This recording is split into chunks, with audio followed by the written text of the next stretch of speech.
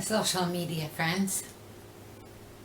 Well, I'm back, and I decided to do a year update on my dental journey so that I could maybe help someone make a decision and prepare them for what's ahead. Um, so let me get my notes here, because what I've done is I've divided the journey up into, four different segments.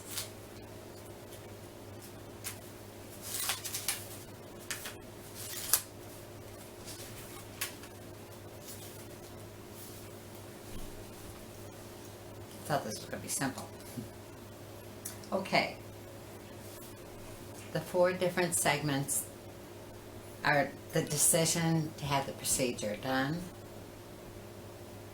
the procedure itself, recovery, and then new dentures. Now, just as, let's take the first one, decision. You pretty much know whether or not your teeth are in bad shape.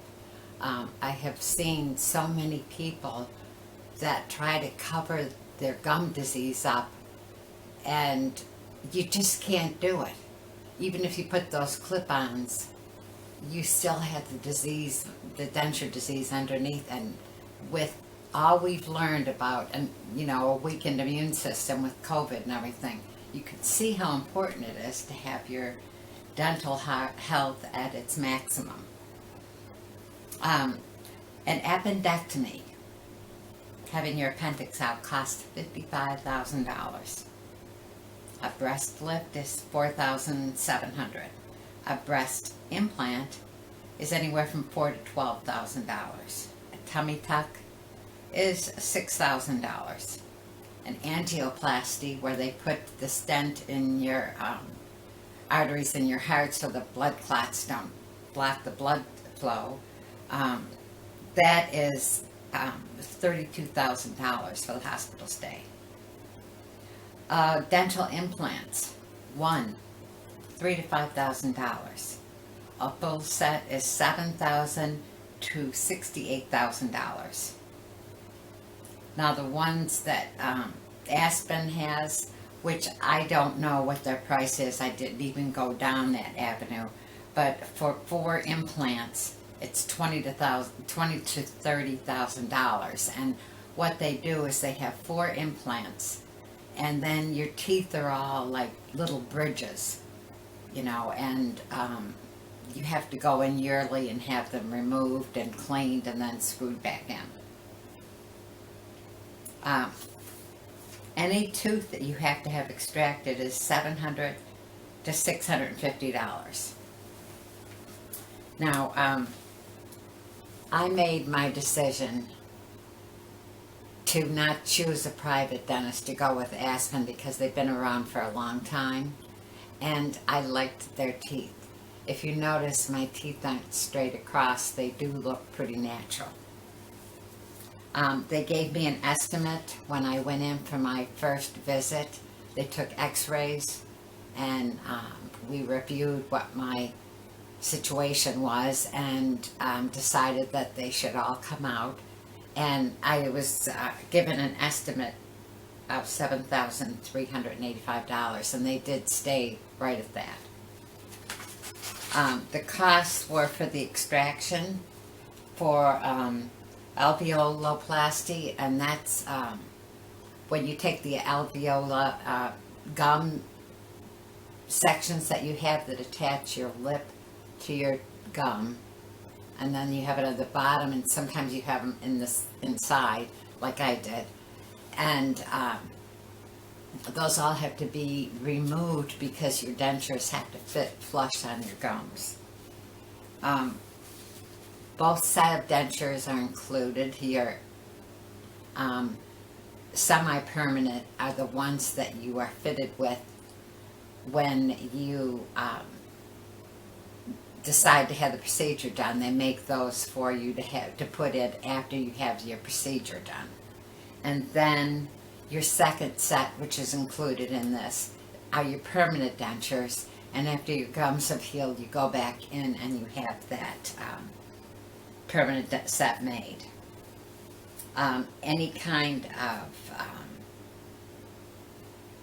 adjustment or problem that you have is included, and they were great about it. Because I went back a couple times a week when I first had it done for a little adjustment, thinking it was the teeth, but it wasn't the teeth, it was my sore gums. So they put all this into a packet for you, and I wasn't pressured at all. You know, they said just think about it, and they helped me arrange financing. And with all that said, I don't see why people that don't have the insurance coverage don't get it done. And I definitely would go back to Aspen. There's no question in my mind. The procedure itself, when you make a decision and you get the financing all straight, you go in and they put in the trays to make your impression, and it's perfectly painless. They get the impression of your gums, and then they make a waxed impression, and then you go in and you try them on to make sure that they're going to be okay. So then you go in for the procedure. You're given an antibiotic to take on the day of the procedure, and then for a week after, and then you're given pain medicine for the first 3 days, Darvocet or Norco, around the clock. I took a pain pill before the procedure, just to be sure, and I was faithfully taking the pain medicine. Even if I didn't feel like I needed it, I still took it so that I didn't have any breakthrough pain. And I think that was very helpful. The procedure took a couple hours, and I didn't feel any pain at all. And I mean, they did some bone scraping and everything else. They were fabulous with it.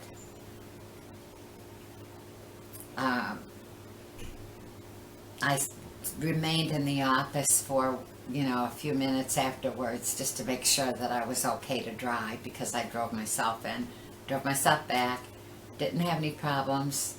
I really didn't feel any pain at all.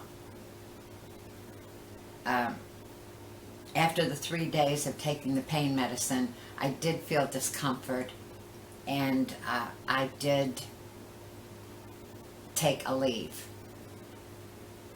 Now, one thing I will say, what's very, very, very important is your post-op care.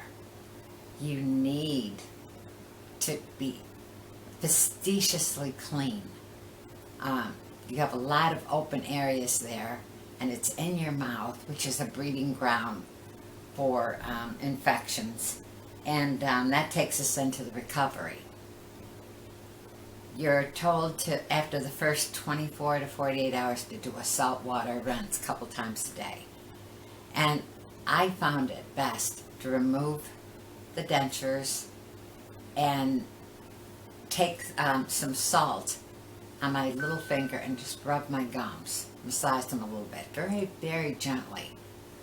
And then rinse it out with, warm water.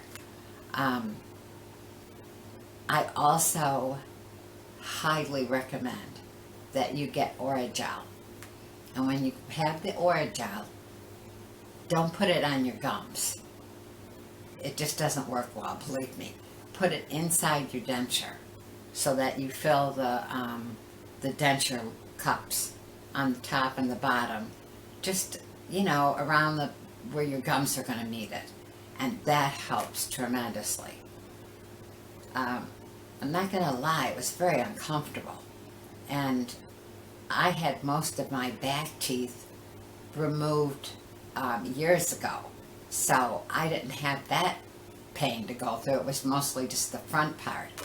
and it was very uncomfortable. And some days I didn't want to put the teeth in at all, but I just put that Orajel in there and suffered through it, but I can't impress upon you enough that it's so important to take those dentures out and to clean your mouth and to keep those dentures clean, clean, clean. And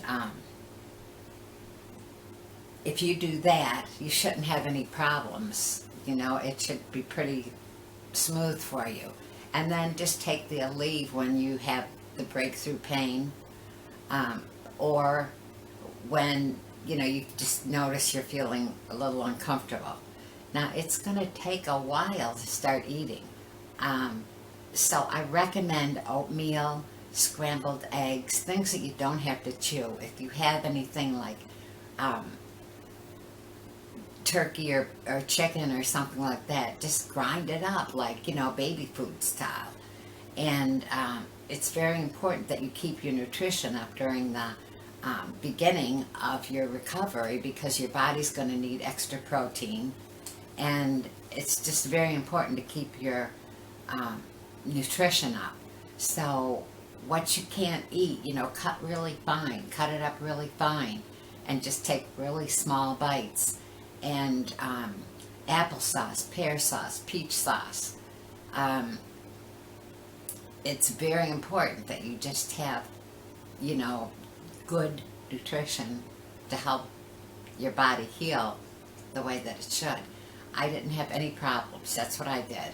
And then I graduated to rice, and then I have a video of when I ate my first potato chip, because I was having a terrible time eating any kind of chips when before I had my teeth, replaced. And I remember being able to eat nuts for the first time and things like that. And food even tastes better because you're chewing it and getting all the flavor up, the more flavor. So if you have any questions, I'd be more than happy to answer them. Just, comment and I'll answer them. But it's something that you shouldn't put off. You have financing available. You have a company like Aspen who'll, they'll hold your hand through the whole process. And don't be afraid, because believe me, the benefits, they're just too numerous to mention. But you'll eat better, you'll live better, you'll look better, you'll feel better. How many more do you need? So I hope you decide to follow up and take care of your teeth, because they're very important, and so are you. See you later. Bye.